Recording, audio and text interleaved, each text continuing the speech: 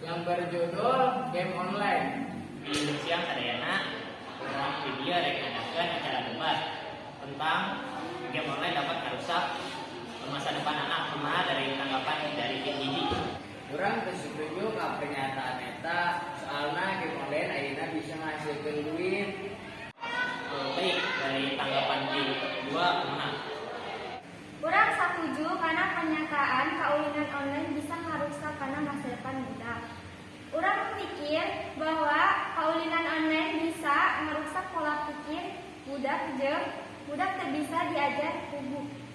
Leres utami budakna malas diajar budakna moal sukses ka hareup. Kurang berpendapat di mana di zaman ayeuna game online bisa ngasilkeun duit.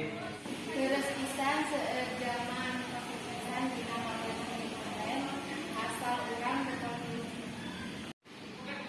Henteu diajar leuwih penting batal main game online jeung mangsa nu bakal datang leuwih aman lamun urang rajin diajar.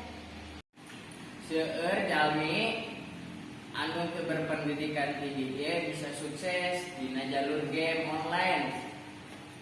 Jadi pernyataan anjeun kirang tepat.